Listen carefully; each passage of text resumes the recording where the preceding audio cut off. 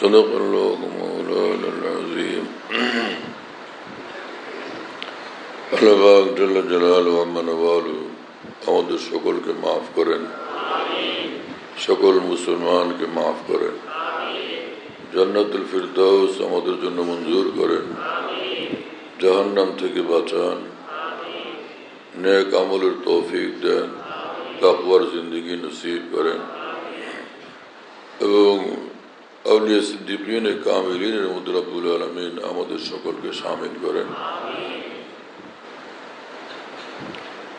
আল্লাহ পাক জাল্লা জালালুহু ওয়া নওয়ালুহু কুরআন কারীম নাযিল করেছেন যাতে দুনিয়ার সব মানুষ মুত্তাকি হয়। যালিকাল কিতাবু লা রাইবা ফীহি হুদাল লিল মুত্তাকিন। কুরআন কারীম নাযিল করার উদ্দেশ্য আল্লাহ পাক বলছেন যে এই কিতাবের হেদায়েতের আলোকে তোমরা মুত্তাকি হবে।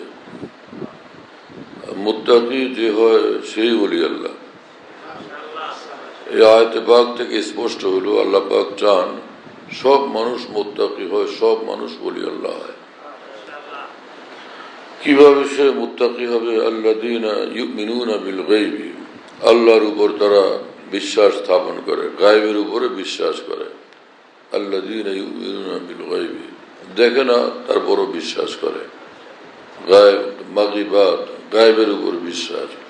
আল্লাযীনা ইউমিনুনা বিল গায়বি, সে আল্লাহকে দেখবে না তবু আল্লাহকে বিশ্বাস করবে। আল্লাহ তাআলা আমাদের কামিল ঈমান নসিব করেন। ওয়া ইউকিমুনাস সালাতা, এবং নামাজ খুব সুন্দরভাবে পড়বে, কামিলভাবে নামাজ আদায় করবে। নামাজের বাইরের দিকটাও সুন্দর হয়, নামাজের ভিতরের দিকটাও সুন্দর হয়, রূহওয়ালা নামাজ হয় এবং আল্লাহ পাকের হুকুম আহকাম যা আছে নামাজের সেই মোতাবেক নামাজ হয়। নামাজের ফরজগুলো সুন্দরভাবে আদায় হয়, ওয়াজিবগুলো সুন্দরভাবে আদায় হয়, নামাজের সুন্নতগুলো সুন্দরভাবে আদায় হয় এবং যত জিনিস নিষেধ নামাজের সেগুলো থেকে নামাজের ভিতরে বান্দা একদম মুক্ত থাকে। এইভাবে নামাজ পড়ে, খুশু খুজুর সাথে নামাজ পড়ে।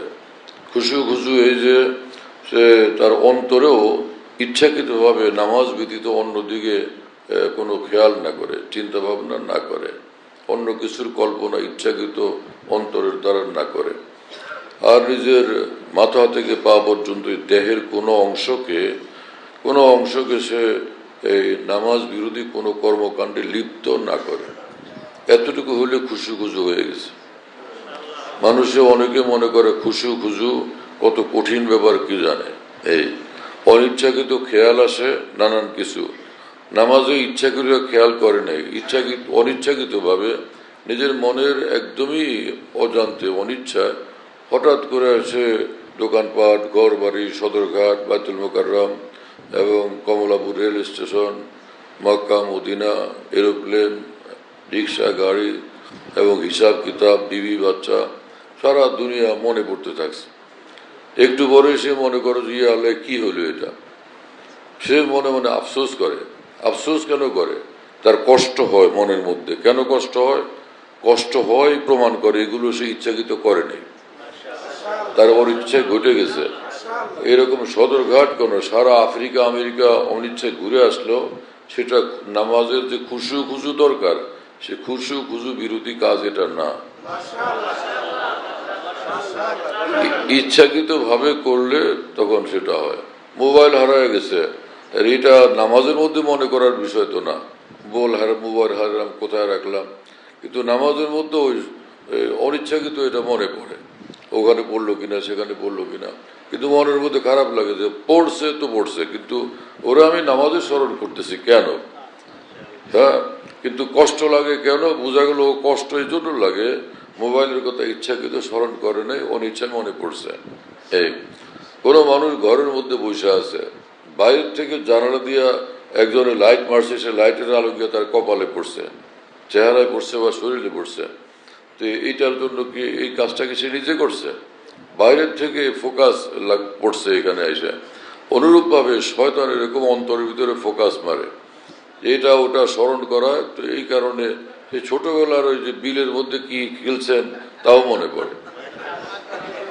ওই পদ্মার পারে, দরিয়ার পারে, মেঘনার পারে কি পড়ছিল, কক্সবাজারে কি হয়েছিল, সেন্ট মার্টিনে, সেগুলো খামোখা মনে পড়ে। এগুলো কি মনে করতে মানুষ মসজিদে আসছিল? অনিচ্ছাকৃত মনে পড়ে। এইরকম মনে পড়ার কারণে কোনো ক্ষতি নেই, কিন্তু অনিচ্ছাকৃত মনে আসার পরে সেটাকে অন্তরে ধরে না রাখা, বাস ওইদিকে অন্তরের খেয়াল না জমানো, এতটুকু আমাদের দায়িত্ব। এটুকু হলেই হলো, ওইদিকে খেয়াল করলাম না, আমি আমার নামাজের দিকেই ধ্যান রাখলাম, আমার নামাজের আমলগুলোর মধ্যেই মশগুল থাকলাম, বাস হয়ে গেছে কাজ। আর কোনো গুনাহ হবে না, নামাজের এক তিল পরিমাণ ক্ষতিও হবে না। কথা বুঝতেছেন প্রিয় বন্ধুরা? হাজি ইমদাদুল্লাহ মুহাজির মক্কি রহমতুল্লাহ আলী মস্ত বড় এক আরিফ ছিলেন। তো তিনি বলতেন যে যখন অন্তরের ভিতরে নামাজের বাইরে এরকম খেয়াল আসে, অন্তরে এটা সেটা নানান কিছু খেয়াল আসতে থাকে, তখন তুমি অন্তরে ধ্যান করবে, আল্লাহ আপনি এই ছোট্ট একটা দিলকে কুদরতের কি কারখানা বানাইছেন, সারা পৃথিবী এটার ভিতরে ভাসতে থাকে। তো শয়তান তখন ভাববে যে আমি ওরে গায়রুল্লাহর মধ্যে আটকাইতে চাইছিলাম, ও বলে যে এটা আল্লাহর কুদরতের কারখানা, সে আল্লাহর দিকে চলে গেল, আমার দিকে তো থাকলো না। এই তো তখন আর এটা কোনো সমস্যার কিছু থাকবে না। শয়তান পরে আফসোস করবে যে না, ও কোনো কার পালায় পড়ছে কে জানে, এখন তো আমি ওরে পড়াইতে পারলাম না আজকে, তাই না? ইউমিনুনা বিল গায়বি ওয়া ইউকিমুনাস সালাতা ওয়া মিম্মা রাযাকনাহুম ইউনফিকুন। এবং আল্লাহ পাক বলছেন যে যা আমি তাদেরকে দেই ওখান থেকে তারা আমার খুশির জন্য কিছু খরচ করতে থাকবে, দ্বীনের পথে, আল্লাহ সন্তুষ্টির পথে। হ্যাঁ, দ্বীনের কাজে দান করবে, মসজিদের কাজে দান করবে, এবং যেখানে যে কোনো দ্বীনি কর্মকাণ্ড হয় সেখানে সে খরচ করবে। এবং মোহতাজ বান্দা যারা যারা অভাবী মানুষ, তাদের সাহায্য সহযোগিতা করবে। এই ইউনফিকুনার মধ্যে সব আছে। এক আয়াতে আল্লাহ পাক বলছেন যে আল্লাযীনা ইউনফিকুনা বিল-লাইলি ওয়ান-নাহার, যে আমার ঈমানওয়ালা বান্দাদের শান হলো এই যে ওরা দিনেও আমার জন্য খরচ করে, রাতেও খরচ করে, সিররা ওয়া আলানিয়া, এবং গোপনেও খরচ করে এবং প্রকাশ্যেও খরচ করে, গোপনেও দেয় প্রকাশ্যেও দেয়। অনেকে এরকম মনে করে যে দিব তো গোপনে দেবো, একদম কারোর সামনে দেওয়া যাবে না, এত টাইট হয়ে বসে থাকে। হ্যাঁ আপনি বলেন হাজি সাহেব, কয় না এটা আমি বলবো না, এটা আপনার লোকে একা গোপনে বলবো, এরকম করে। তো এটা এমনটা হয়ে যাওয়াটা জরুরি না। একজনে দেওয়ার কারণে আরেকজনের মধ্যে উৎসাহ পয়দা হয়, তো সে উৎসাহ পয়দা হওয়ার কারণ আপনি, তো এইটা তো আপনার জন্য মঙ্গলজনক জিনিস, ভালো জিনিস, এটা আপনার জন্য ভালো জিনিস। হ্যাঁ, যে আপনার আমল দিকে আরেকজন উৎসাহিত হলো, আপনি যে পরিমাণ বলছেন আরেকজন ভাবলেন যে ওনার চেয়ে আমার তো আল্লাহ অনেক বেশি দিচ্ছেন, তাহলে আমি আর একটু বেশি বলি। এজন্য দ্বীনের ক্ষেত্রে, দ্বীনের কাজে খরচ করার ক্ষেত্রে প্রকাশ্যে দেওয়া, গোপনে দেওয়া সবটা ঠিক আছে। কখনো কখনো গোপনে দিয়ে দেওয়া হলো, আজকেই যে গোপনে দিতে হবে এটা জরুরি না, অন্য সময় গোপনে দেওয়া যাবে। আল্লাহ পাক আমাদেরকে দ্বীনের বুঝ দান করেন। উলামায়ে দ্বীন যারা কোরআন সুন্নাহর সহিহ ইলমওয়ালা, তাদের সঙ্গে ভালোভাবে ব্যাপকভাবে উঠা বসা না করলে দেখা গেছে মানুষের মধ্যে এত বেশি দ্বীনি ঘাটতি আর কমতি থাকে, অথচ তিনি মনে করেন যে আমি দ্বীনের ক্ষেত্রে অনেক অগ্রগামী। দ্বীনের ক্ষেত্রে বহু অগ্রগামী লোকদের সঙ্গে উঠা বসা করে দেখা গেছে যে দ্বীনের ক্ষেত্রে, আমলের ক্ষেত্রে ভীষণ পিছনে, কিন্তু এক জজবা এবং আবেগের ক্ষেত্রে অগ্রগামী হয়ে গেছে। হ্যাঁ না, তাহাজ্জুদ পড়ে বেশি, তেলাওয়াত করে বেশি, জিকির করে বেশি, বিভিন্ন রকমের দ্বীনের কাজ কাম করে বেশি। তো কোনো ক্ষেত্রে অগ্রগামী হয়ে যাওয়াটা, এক দুই ক্ষেত্রে, এটা দলিল না যে একদমই দ্বীনের বুঝ পুরা এসে গেছে। বারবার হজে যায়, উমরা যায়, বারবার হজে যায়, উমরা যায়, মসজিদে সবার আগে আসে, সবার শেষে বের হয়, এটা তো মস্ত বড় আমল নিঃসন্দেহে, কিন্তু এর অর্থই না যে দ্বীনের বুঝ পুরা এসে গেছে।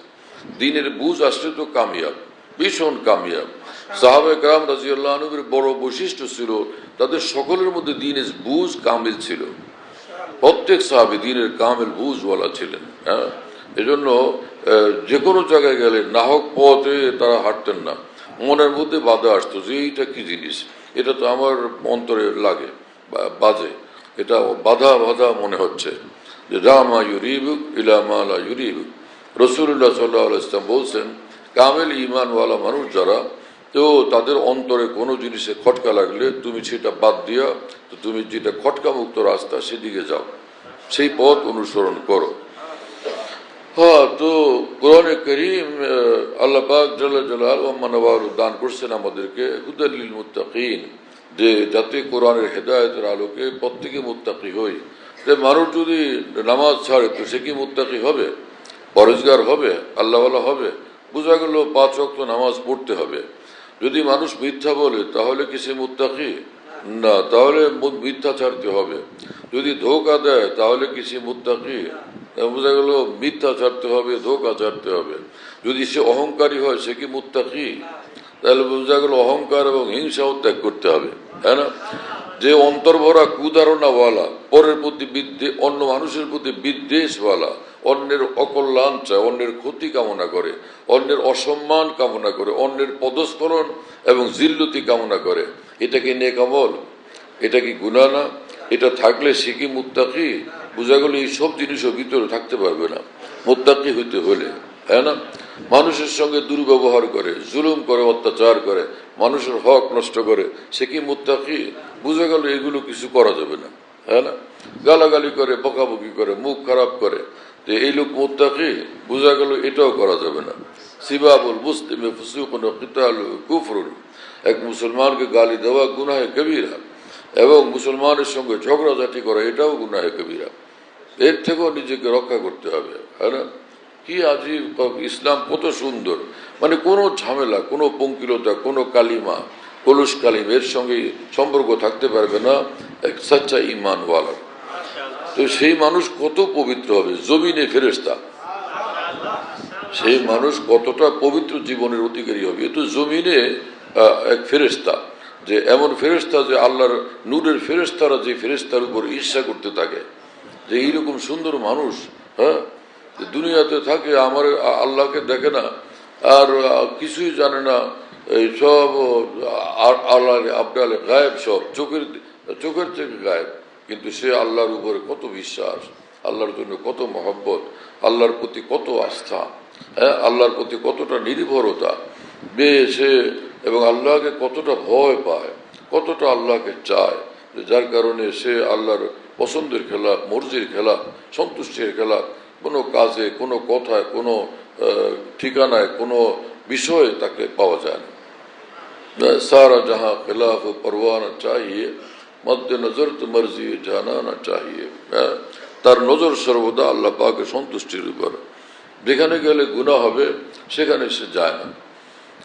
এমন অনুষ্ঠান, যে সকল অনুষ্ঠানে যোগদান করলে আল্লাহ নারাজ হবেন, আল্লাহর নাফরমানির কাজে লিপ্ত হয়ে যাওয়ার আশঙ্কা, অথবা লিপ্ত হতেই হবে, সেখানেও যায় না। সবাই যায় কিন্তু সে যায় না। কেন যায় না? চস্কা লাগা হ্যাঁ জাম কা, শুগল সুবহ শাম কা, আব मैं तुम्हारे काम का हम नफस रहानी। ভাই, আল্লাহর মহব্বতের নেশা, ইমানের নেশা আল্লাহ পাক আমাকে দান করছেন, সেজন্য ওই সকল নাজায়েজ নেশা, নাজায়েজ রাস্তায় আমি যাইতে পারবো না। আমাকে ভাই আপনারা মাফ করে দিয়ে। ওই ফকির যখন বলো যে স্যার কিছু দেন, স্যার কিছু দেন, মাফ করেন, এই আমি ভাবতাম যে রাস্তায় রাস্তায় সবাই গেলেই মাপ চায়, ফকিরের কাছে কি ধরনের মাপ চাইলো, কোন অপরাধ? এই মাফ করেন মানে হয়েছে করেন না, থামেন আপনি। কিন্তু সহজ এক ভাষায় সুন্দরভাবে বললে পার হয়ে যায়, মাফ করে দেন, মাফ করেন আমাকে। জ্বালাতন করে মানুষে বেশি বেশি, অনেক মানুষে। আল্লাহ পাক জাল্লা জালালুহু ওয়া মানওয়ালুহু আমাদেরকে কি দিন শরীয়ত ইসলাম দান করছেন, যে হুদাল লিল মুত্তাকিন, কোরআনে কারীম মুত্তাকি হওয়ার জন্য। মুত্তাকি এমন মানুষ যে একদমই পরিচ্ছন্ন, মার্জিত, পবিত্র, আলোকিত, নূরান্বিত এক জিন্দেগিওয়ালা, এরকম মানুষ হলো মুত্তাকি। সুবহানাল্লাহ তাআলা বিহামদি, আল্লাহু আকবার। এমনি সব আমল ঠিক আছে, দাড়ি, টুপি, পাগড়ি এবং ইসলামী পোশাক পরিচ্ছদ সব আছে, কিন্তু ভিতরটা হিংসাওয়ালা। আরেকজনের হিংসা কি জিনিস? হিংসা হলো আরেকজনের সম্মান, মর্যাদা, আরেকজনের ধন সম্পদ, আরেকজনের সুনাম সুখ্যাতি দেখা অন্তরে জ্বলা আর এটা ইচ্ছাকৃত কামনা করা, ও যেন ওর এগুলো সব শেষ হয়ে যায়, ওর এই সব শেষ হয়ে যায়। ওর সম্মান না থাকুক, ওর সম্পদ না থাকুক, ওর সুযোগ সুবিধা না থাকুক, ওর শান্তির জীবন না থাকুক, আরেকজনের এই সম্পদ সম্মান আল্লাহর দেওয়া যা কিছু নেয়ামত এগুলো না থাকুক ওর, এটা কামনা করা অন্তরে জ্বলতে জ্বলতে, এটার নাম হিংসা। হিংসা জঘন্য কাজ, হারাম এটা। হিংসা যদি ভিতরে থাকে সে কি মুত্তাকি হলো? ইন্নাল হাসাদা ইয়াকুল হাসানাত কামা তাকুল নারুল হাতাব। রাসূলুল্লাহ সাল্লাল্লাহু আলাইহি ওয়াসাল্লাম বলছেন যে শুকনা কাঠকে যে আগুন যেরকম জ্বালায় একদম ভস্ম করে দেয়, এরকম হিংসা মানুষের নেক আমলগুলোকে জ্বালায়া একদম ধ্বংস করে দেয়। নাউযুবিল্লাহ তাআলা মিন যালিক। হ্যাঁ, তাহলে অন্তরকে হিংসা থেকে পাক রাখতে হবে। কিভাবে?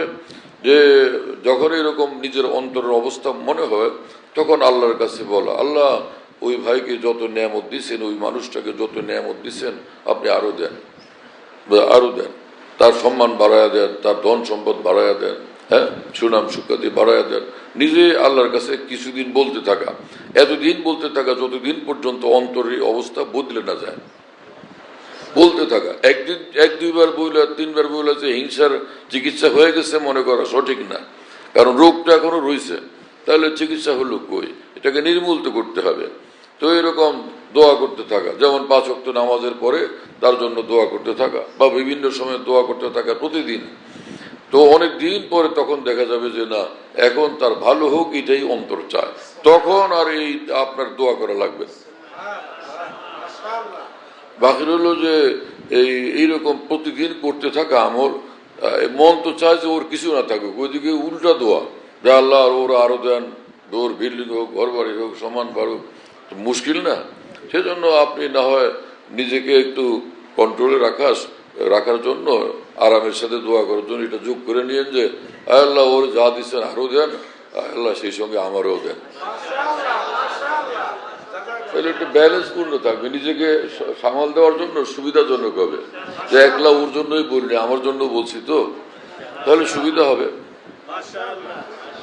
হ্যাঁ, তো হিংসার চিকিৎসা করা বহুত জরুরি, হিংসার চিকিৎসা করা বহুত জরুরি। আর ওয়াসওয়াসা এটা এমন এক বালা যে ওয়াসওয়াসার কারণে অনেক মানুষ পেরেশান হয়। শয়তান চায় মানুষকে পেরেশান রাখতে, ও পেরেশানিতে থাকুক, অস্থিরতা থাকুক, ভুগুক। এই ওয়াসওয়াসার বিষয়টাকে খেয়াল করা যায়। নামাজে প্রায় লোকেরই এরকম হয়, এটা সেটা নানান কিছু খেয়াল আসে, আর প্রায় মানুষ চিৎকার করতে থাকে, হইচই করতে থাকে। মাদ্রাসায় পড়ায় হুজুররা, তারাও ব্যাপকভাবে হইচই করতে থাকে, নামাজ আমার কিছুই ঠিক হয় না। কেন, কি হয়েছে? বলে যে আমার নামাজের মধ্যে নানান কথা আসে, এই আরামের সাথে নামাজটা আমি পড়তে পারি, নানান কথা, বউ বাচ্চা, এটা সেটা, পদ্মা মেঘনা যমুনা, নানান রকমের ঝামেলা এগুলো আসে, কখনো হিমালয়। হ্যাঁ, তো এইরকম পরিস্থিতি। তো এটা কি ইচ্ছাকৃত? বলে না, অনিচ্ছাকৃত। ইচ্ছাকৃত আপনি কল্পনা করছিলেন এগুলো? না, ইচ্ছাকৃত এগুলো আমি করিনি, আমার আর খারাপ লাগছে। তো খারাপ লাগা আর কষ্ট লাগা এটা দলিল যে আপনি ইচ্ছাকৃত করেন নাই। যখন ইচ্ছাকৃত করেন নাই তো আপনি দায়ী না। দলিল কি? কোরআন শরীফে আল্লাহ পাক বলছেন, লা ইউকাল্লিফুল্লাহু নাফসান ইল্লা উসআহা। মানুষের শক্তি, সামর্থ্য, ক্ষমতার বাইরের কোনো কাজের দায়িত্ব আল্লাহ কাউকে দেন নাই। এটা ঠেকানোর কোনো বিষয় তো আমার মধ্যে নাই, এটা তো অনিচ্ছাকৃত আসছে। তো অতএব এটার দায় দায়িত্ব আমার উপরে নাই যখন আল্লাহ তাআলা বলছেন, তো পরিষ্কার কথা, কোরআনের কথা আপনি বিশ্বাস করবেন না? মুসলমান হলে কোরআনের কথা বিশ্বাস করতে হবে না? এবং সাহাবায়ে কেরাম রাসূলুল্লাহ সাল্লাল্লাহু আলাইহি ওয়াসাল্লামের কাছে বলছে, ইয়া রাসূলুল্লাহ, মনে এমন সব আজে বাজে কথা, আপনারা আমরা কি সাহাবী? সারা দুনিয়ার আলেম উলামা, আউলিয়া, বুজুর্গান, গাউস আবদলকে একত্রিত করলে কোন সাহাবীর পায়ের ধুলার সমান হবে? সেই সাহাবীদের অবস্থা শুনেন। সাহাবায়ে কেরাম বলছেন, ইয়া রাসূলুল্লাহ, মনের মধ্যে এমন সব বাজে কথা আসতে থাকে, সেগুলো মুখ দিয়ে উচ্চারণ করার চেয়ে আগুনে জ্বলে পুড়ে শেষ হয়ে যাওয়া ভালো। সেই সব কথা মুখে উচ্চারণ করা সম্ভব না, সেগুলো মুখ দিয়ে প্রকাশ করার চেয়ে আগুনে পুড়ে শেষ হয়ে যাওয়াটা বরং বেশি ভালো মনে হয়। রাসূলুল্লাহ সাল্লাল্লাহু আলাইহি ওয়াসাল্লাম বললেন, আওয়াকাদ ওয়াজাদতুমুহা, তোমাদের এইরকম অবস্থা হয়, এটা এরকম অবস্থা পাইছো তোমরা, এর ফেস করছো এরকম পরিস্থিতির? বলে হ্যাঁ। রাসূলুল্লাহ সাল্লাল্লাহু আলাইহি ওয়াসাল্লাম বললেন যাকা সরিহুল ঈমান, এটা এই অবস্থা আসা অন্তরের মধ্যে এইরকম আজে বাজে খেয়াল অনিচ্ছায় আসা, এটা তোমার ঈমানের স্পষ্ট দলিল। কি কি অর্থ? যেখানে চোরে যেখানে জানে, চোর ডাকাত যেখানে জানে যে ওই কোন রকম দিন আনে দিন খায়, আধা পেট বা যাই খাইলো ওর পেট ভরে ভাত খাওয়া ওর নসিব হয় না, চোরেরা দল বেঁধে ওখানে যাবে যে হানা দেওয়ার জন্য, যে ওর যা আছে লুটপাট করে। লুটেরারা যাবে ওখানে যেখানে লুট করার মতো কিছু আছে। তো এই যে আজে বাজে কথা, এগুলো স্মরণ করায় শয়তান, যে বড় চোর বা ডাকাত শয়তান, ওই কাজগুলো করে কেন? ওর কাছে ঈমানের সম্পদ আছে, ঈমানের দামি দৌলত আছে, এই কারণে এই চোরে গিয়ে ওখানে ঝামেলা করে হানা দেয়। এই কথা বুঝতেছেন? এইরকম আজে বাজে অনিচ্ছাকৃত মনে পড়া, এটা দলিল যে তুমি সচ্চা ঈমানওয়ালা। সেজন্য এগুলি মনে শয়তান, এগুলো শয়তানি করতেছে, শয়তানি করতেছে। আল্লাহ আমাদেরকে মাফ করেন। আল্লাহ পাক কোরআন দান করছেন আমাদেরকে মুত্তাকি বানানোর জন্য, হ্যাঁ, খালেস নেক বান্দা হয়ে যায়, জান্নাতওয়ালা হয়ে যায়, জাহান্নাম থেকে নাজাত পেয়ে যায়। তো কোরআন শরীফ আল্লাহ পাক বলছেন যে তোমাদের উপর রমজানের রোজা ফরজ করা হলো, তো রমজানের রোজা তোমরা রাখবে। রোজা ফরজ করলাম এই জন্য লাআল্লাকুম তাত্তাকুন, যাতে তোমরা মুত্তাকি হয়ে যাও। কোরআন নাজিলের যে উদ্দেশ্য, রমজানের রোজা ফরজ করারও একই উদ্দেশ্য। একটা মাসব্যাপী বান্দা যখন এইভাবে আমল করতে থাকে তো আল্লাহর সঙ্গে মহব্বত বাড়ে এবং নেক আমলের তৌফিক নসিব হয়, আর তওবা করার তৌফিক হয়। তওবা করে মাপ চায়, খালি রমজান বিবি তওবা করে মাপ চায়, তওবা করে মাপ চায়। পিছনের জিন্দেগি সবগুলোর জন্য একবারও যদি তওবা করে তো সব গুনাহ মাফ হয়ে যায়। অথচ এই বান্দারা প্রতিদিন তওবা করে, প্রতিদিন মাপ চায়। তো তাহলে তো রমজানের বরকতে গুনাহ থাকে। আল্লাহ পাক নিজেই সব গুনাহ রহমত মাগফিরাতের তুফান দিয়ে সব সাফ করে দেন, পরিষ্কার করে দেন রব্বুল আলামিন। আমরা হিম্মত করি রমজানের মধ্যে কোনো গুনাহ করব না ইনশাআল্লাহ তাআলা। আল্লাহ পাক গুনাহমুক্ত জিন্দেগি আমাদের সকলকে দান করেন। আল্লাহ তাআলার খুশিওয়ালা জিন্দেগি আমাদের সকলকে, সকল মুসলমানকে দান করেন। হ্যাঁ, নামাজ পড়া, রোজা রাখা, এ তো বহুত বড় মূল্যবান আমল, বহুত বড় মূল্যবান আমল। আল্লাহ তাআলা ভীষণ খুশি হন নামাজের দ্বারা, আল্লাহ পাক ভীষণ খুশি হন রোজার দ্বারা। এবং রাসূলুল্লাহ সাল্লাল্লাহু আলাইহি ওয়াসাল্লাম বলছেন যে যে রমজান আসলো তো এক একটা নফল আমল, যে কোনো নফল আমল, এই যে কোনো নফল কাজ করলে, নফল আমল করলে তো সেটা ফরজের সমান পুরস্কার নেকি আল্লাহ দান করেন, ফরজের সমান নেকি। আর যে কোনো ফরজ আমল করলে এক ফরজের 70 গুণ, 70 ফরজের সমান আল্লাহ তাআলা নেকি দান করেন। রোজাদারকে ইফতার করে আল্লাহ তার সব গুনাহ মাফ করে দেন এবং তাকে আল্লাহ জাহান্নাম থেকে নাজাত দিয়ে দেন। এবং রোজাদারের সে সমান তাকে আল্লাহ পাক পুরো এক রোজার সওয়াব আল্লাহ তাকে দিয়ে দেন। সোজা কথা, পুরো এক রোজার সওয়াব তাকে দিয়ে দেন ইফতার করাইলে। কত বড় আজিমুশান এই মাস। এবং এই মাসের শুরুতে আউয়ালুহু রাহমা, আওসাতুহু মাগফিরা, আখিরু ইতকুম মিনান নার, যে মাসের শুরুতে শুরু অংশ প্রথম ভাগ রহমত, দ্বিতীয় ভাগ মাগফিরাত ক্ষমা, আর তৃতীয় ভাগ হলো জাহান্নাম থেকে মুক্তি। তো হযরত হাকিমুল মুতানাব্বি রাহমাতুল্লাহি আলাইহি বলেন যে কি অর্থ এটার? মানে কি শুরু ভাগে মাফ করবেন না আল্লাহ তাআলা? হ্যাঁ, শুরু ভাগে জাহান্নাম থেকে নাজাত দিবেন না, এইরকম কথা না। বরং এই যে প্রথম অংশে বান্দারা আমল করতে শুরু করে রমজান আসলে, এই সকল লোক করতে দেখে আল্লাহ পাক রহমত তার দিকে ভীষণ মুতাওয়াজ্জহ হয়। ও আমল করতে থাকে, তওবা করতে থাকে, মাপ চাইতে থাকে, তো দ্বিতীয় পর্বে আসে যা ক্ষমাই করে দিলাম। আর ক্ষমা করে দিল তো তৃতীয় স্তর, ক্ষমা পাওয়ার পর তৃতীয় স্তর হলো চলো জাহান্নাম থেকে মুক্তি দিয়ে দিলাম। এই তাই না? এইভাবে 3 ভাগ করা হয়েছে। এর অর্থই না যে শুরু ভাগে আল্লাহ তাআলা কাউকে আর ক্ষমা করেন না, খালি রহমত দেন। রহমত দিলেন, আদর করলেন, মায়া করলেন, ক্ষমা করবেন না কি জন্য? যাকে রহমত করছেন তারে মাফও করে দিবেন, আর যারে মাফ করে দিয়েছেন আল্লাহ জাহান্নাম থেকে মুক্তিও দিয়ে দিবেন। কিন্তু এক ভাগে রহমত বেশি, রহমতের পরিমাণ বেশি, আরেক ভাগে ক্ষমার পরিমাণ বেশি, আরেক ভাগে মুক্তির পরিমাণ বেশি। হ্যাঁ, সেই হিসাবে এরকম ভাগ করছেন, এরকম ব্যাখ্যা করেছেন হযরত হাকিম মুহাম্মদ মাওলানা শাহ সাহেব আলী থানভী রহমতুল্লাহ আলী। এবং রাসূলুল্লাহ সাল্লাল্লাহু আলাইহি ওয়াসাল্লাম বলছেন যে রমজানে 4টা আমল করা। আল্লাহ রসুল যখন রমজানের মতো মুবারক সময়ে 4টা আমল করতে বলছেন, সে 4টা কি গুরুত্বহীন হবে না ভীষণ গুরুত্বপূর্ণ? সে 4টা আমল কি? একটা হলো লা ইলাহা ইল্লাল্লাহ বেশি বেশি পড়া। এটা করতে পারবো না, আমরা করবো ইনশাআল্লাহ। লা ইলাহা ইল্লাল্লাহ বেশি বেশি পড়া। আরেকটা কি? ইস্তেগফার বেশি বেশি করা। ইস্তেগফার মানে মাফ চাওয়া। আর ওই যে মাফ চাওয়ার ভাষা কোরআন হাদিসে সেরকম ইস্তেগফার মুখস্থ থাকলে সেটাও বললেন, নিজের ভাষায়ও বললেন। তো দ্বিতীয় হলো ইস্তেগফার করতে থাকা বেশি বেশি। 2টা হলো।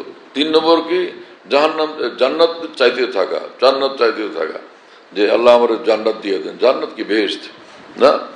আরেকটা কি? জাহান্নাম থেকে মুক্তি চাওয়া, আল্লাহ আমাকে জাহান্নাম থেকে বাঁচান।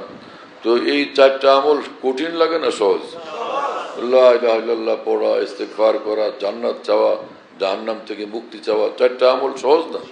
কিন্তু এই রমজান পেবি 4টা আমল মজবুত ভাবে করলে সে কামিয়াব। কারণ লা ইলাহা ইল্লাল্লাহ এত দামি আমল যে একবারে লা ইলাহা ইল্লাল্লাহ মুহূর্তে আল্লাহ পর্যন্ত পৌঁছে যায়, তামাম পর্দা ছিন্ন ভিন্ন করে দিয়া। আর ইস্তেগফার এমন জিনিস, আল্লাহ পাক বলছেন আমার কাছে মাফ চাও আমি মাফ করে দিব। তো মাফ চাইলে তো আল্লাহ মাফ করে দিবেন। আর জান্নাত চায় বান্দা, তো আল্লাহ পাক এটা চান যে বান্দা আমার নিকট চাও, এটা ওটা চাইতে থাকুক। তো চাইলেই আল্লাহ পাক খুশি হন, জান্নাত চাইলেই বান্দা খুশি হন। আল্লাহ পাক খুশি হয়েছেন যে বান্দা আমার কাছে জান্নাত চায়, আমার কাছে আসতে চায়। তো আল্লাহ রমজানের রোজাদারের দোয়া তো আল্লাহ কবুলও করেন। তো জান্নাত মঞ্জুর হয়ে গেল, তো কিরকম বড় কাজ হয়ে গেল। জাহান্নাম থেকে মুক্তি হলো, জান্নাত মঞ্জুর হয়ে গেল। সুবহানাল্লাহ। এই ছোট্ট মুক্তাসার আমল, কিন্তু কত আজিমুশান এর ফায়দা। এই আমলগুলো আমরা করতে থাকবো ইনশাআল্লাহ। আল্লাহ পাক আমাদেরকে কবুল করেন, তৌফিক দান করেন।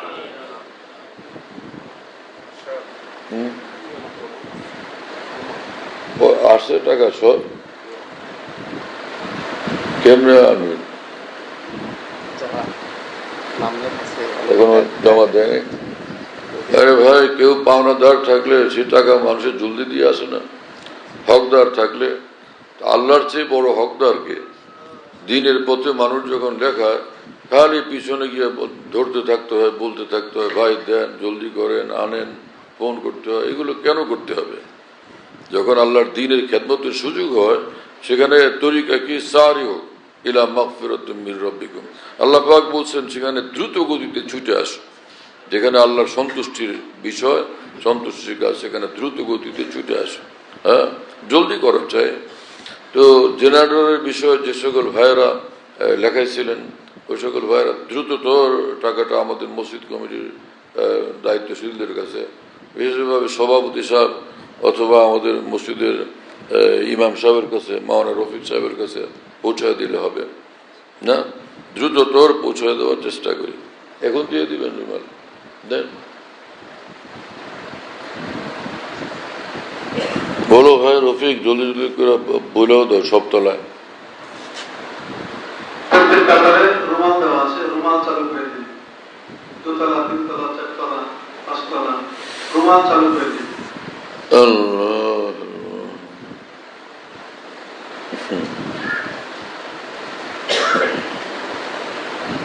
আল্লাহ মাফ করে দেন।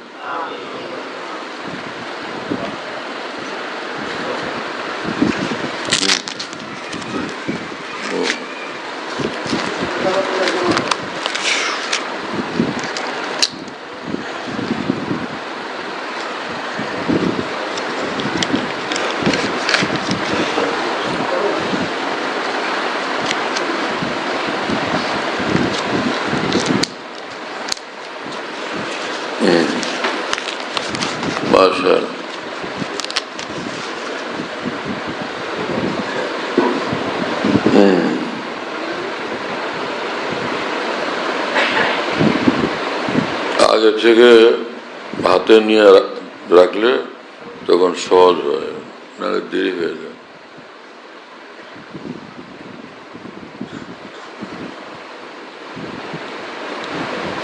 লা ইলাহা ইল্লাল্লাহ, লা ইলাহা ইল্লাল্লাহ।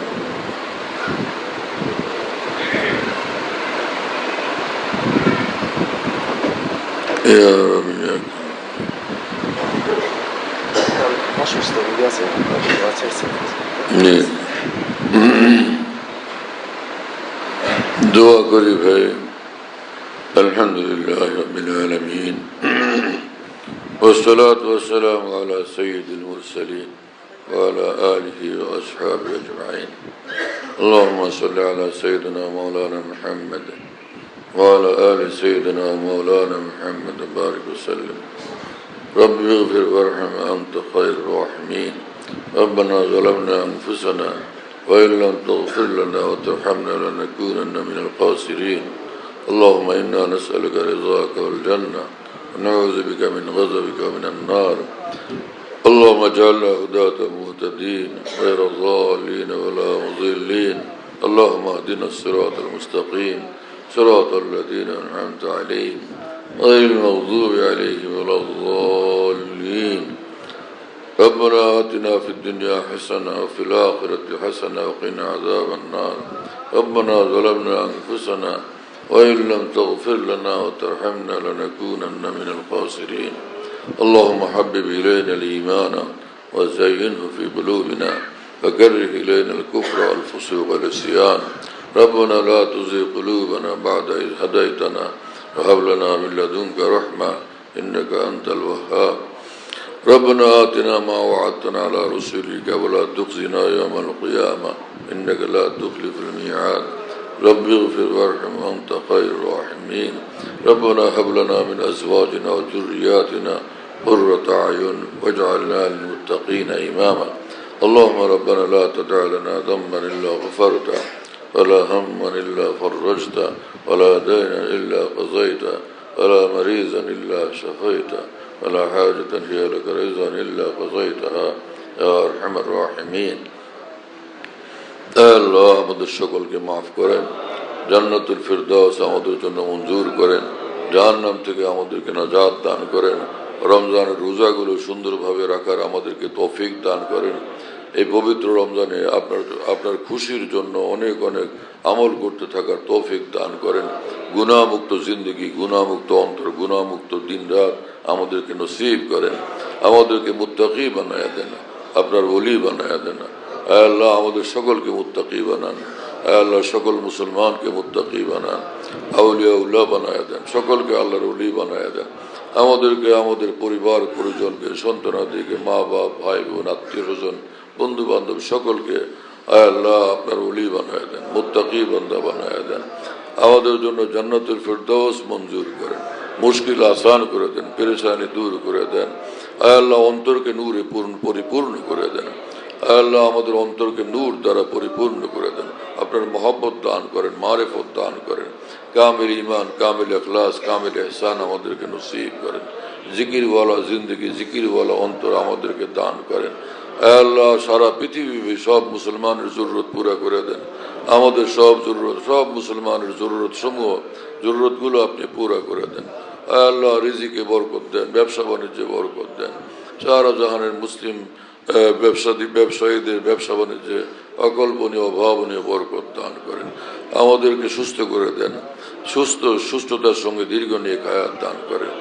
আমাদের সকল রোগীদের এবং মুসলমানদের মধ্যে সকল রোগীদের সব পরিপূর্ণ সুস্থতা দান করেন, সুস্থতার সঙ্গে দীর্ঘ নেক হায়াত দান করেন। মুসলমান দুনিয়াতে যেখানে আছে আল্লাহ, মুসলমান আপনাকে ডাকে, আপনাকে মহব্বত করে, আপনার নাম নেয়, আপনার জিকির করে, আপনার বন্দেগী করে। আল্লাহ মুসলমানদের হায়াতে আপনি বরকত দান করেন, মাল দৌলতে বরকত দান করেন, মুসলমানকে সুখের জীবন, শান্তির জীবন দান করেন। আমাদের দেশের উপর রহমত বরকত নূর নাজিল করেন। সমগ্র মুসলিম জাহানকে রহমত বরকত দ্বারা আপনি আবাদ করে দেন। ফিলিস্তিনকে আল্লাহ জালিমদের হাত থেকে রক্ষা করেন, ফিলিস্তিনি মুসলমানদেরকে রক্ষা করেন। আল্লাহ জালিম ইসরায়েলিদেরকে তওবা করার তৌফিক দান করেন। আল্লাহ ওদেরকে তওবা করে পাক্কা মুসলমান দিনের খাদেম রূপে আপনি কবুল করেন। যদি ওদের ভাগ্যে হেদায়েত না থাকে, ওরা এইভাবে জুলুম করতেই থাকবে, ওদেরকে আপনি আযাব দিয়ে ধ্বংস করে দেন, ওদের দ্বারাই ওদেরকে খতম করে দেন, ওদের বন্ধুদেরকে ওদের শত্রু বানায় দেন। আল্লাহ ফিলিস্তিনের পাশে সারা জাহানকে সহযোগিতা নিয়ে দাঁড়ানোর জন্য তৌফিক দান করেন। আল্লাহ সারা বিশ্বের যে কোনো শুভাকাঙ্ক্ষী বন্ধু বান্ধবরা, মুসলমান ভাই বোনেরা বিভিন্ন বিষয়ে দোয়া চাইছেন, সকলের সব নেক উদ্দেশ্য, জায়েজ উদ্দেশ্য আপনি পুরা করেন, সকলকে বিপদ আপদ থেকে আপনি নাজাত দেন, হেফাজত করেন। আল্লাহ আমাদের দেশের আমাদের জরুরত সব পুরা করে দেন, দুনিয়ার জরুরত, আখিরাতের জরুরত, আমাদের দেশের জন্য যা জরুরত সব আপনার গায়বী খাজানা থেকে পুরা করে দেন। সমগ্র মুসলিম জাহানের জরুরত সমূহ গায়বী খাজানা থেকে হে করিম মালিক আপনি পুরা করে দেন। আল্লাহুম্মা রাব্বানা তাকাব্বাল মিন্না ইন্নাকা আনতাস সামিউল আলিম ওয়া তুব আলাইনা ইন্নাকা আনতাত তাওয়াবুর রহিম। সুবহান রাব্বিকা রাব্বিল ইজ্জাতি আম্মা ইয়াসিফুন ওয়া সালামুন আলাল মুরসালিন। আমাদের ঢালকানগর